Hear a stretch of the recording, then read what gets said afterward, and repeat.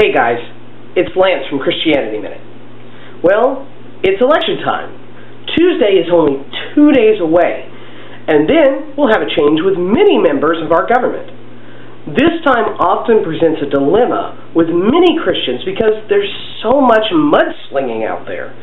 People are just deeply divided. Politicians are often compared to good and evil sides of a coin, where my side is the good one and theirs is the evil one. Well, in the end, politicians, let's face it, they're simply people. They have differing ideas on how to run a government, but they're still just people. I don't think many of them are truly evil. But with all the political discord out there, they sure seem to be sometimes. Well, the problem that Christians have often is maybe not so much the people, but the issues. Some of them truly are evil, and both sides seem to support some of these issues in some capacity. So what's a Christian to do? Can we truly be following Christ by electing, we'll say, the lesser of two evils? Well, there are very few scriptures that we can turn to in order to give us a lot of guidance because, well, voting didn't exist in the Word of the Bible. Power was won via the sword or other established powers. Of course, God notwithstanding. Sure, true democracy existed with the Greeks, and the republic that our country is modeled after existed with the Roman Senate. But the Bible gives no evidence that Christians were involved, nor were they given the opportunity to influence the government of the day, through legal means, such as voting. Now, that being said, they were still subject to the rule of that government.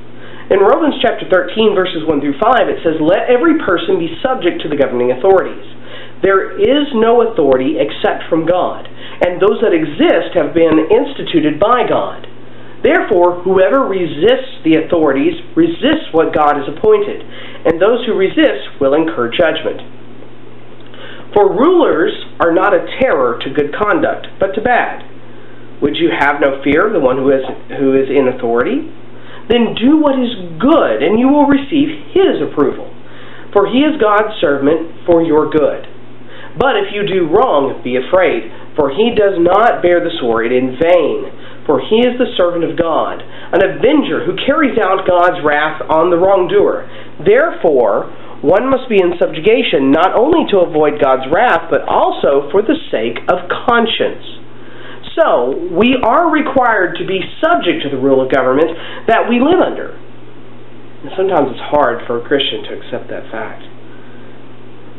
Let's face it, no matter how much we want to believe otherwise, the government of this great country that I live, the government of the United States of America, is a secular government.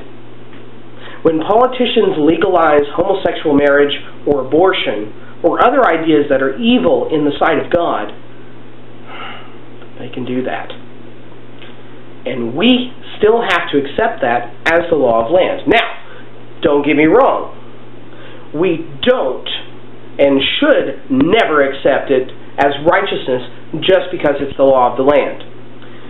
But hold that thought a minute as we continue the thought in Romans, starting in verse 6 going through 7 of Romans 13. "For because of this you also pay taxes, for the authorities are ministers of God, attending to this very thing. Pay to all what is owed to them, taxes to whomever taxes are owed, revenue to whom revenue is owed, respect to whom respect is owed, honor from whom honor is owed." And one thing we can see here is that Christians still give back to the government. This is a topic that I will revisit in April, right before April 15th. But we do play an active role in how our government works. Even Jesus participated, having paid his taxes in Matthew chapter 17, verses 24 through 27, and instructing all around him to do the exact same thing in Matthew 22, verses 15 through 22. Keep that in mind whenever you're doing any kind of study on his crucifixion. That was one of the false accusations against him, that he didn't pay his taxes and bucking the government. Giving back to the government in which we live is important, not just in taxes, but we have an opportunity for an even greater contribution Voting. Hey, I've already voted. We have one example of something similar, but we got to go all the way back to the Old Testament to do it. In Deuteronomy chapter 1, we look at verses 13 through 16. And God tells Moses to choose for your tribes wise, understanding, and experienced men, and I will appoint them as your heads. And you answered me, the thing that you have spoken is good for us to do. So I took the heads of your tribes, wise and experienced men, and set them as heads over you, commanders of thousands, commanders of hundreds, commanders of 50s, commanders of 10s, and officers throughout your tribes. And I charged your judges at this time, hear the cases between your brothers, and judge righteously between a man and his brother, or the alien who is with him.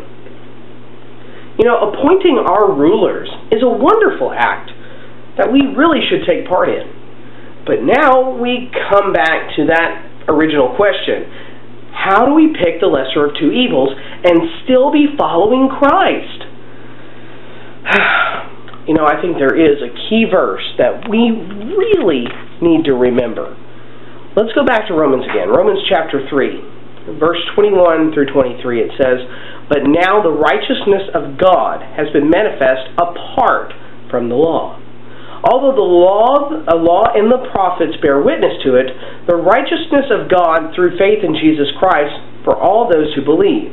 For there is no distinction.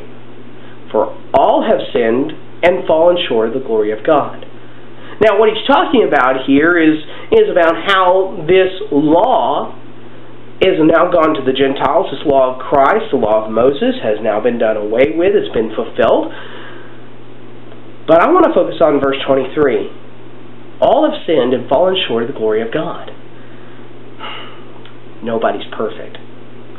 Everyone, including me, has flaws.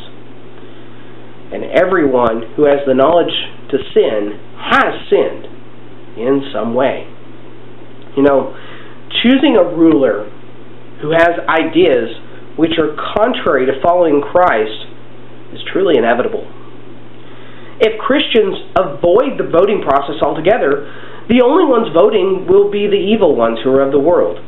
And the government will reflect them more and more, even quicker than it already is. Okay, so it is a secular government ruling over a secular world based on secular ideas. Is this true? No, it's not. It is a secular government. It's ruling over a secular world, but it's based not on secular ideas, but the ideas of the people that it governs. That's the beauty of our republic. As a Christian, you have a job. If you want real change in how we're governed beyond voting, and there is one way, is to change the hearts and minds of people around you. That's what Christ commands of us all. After all, to teach everyone knowledge of Christ and the law of Christ is what we have to do. So you know what? Go vote. Vote your conscience.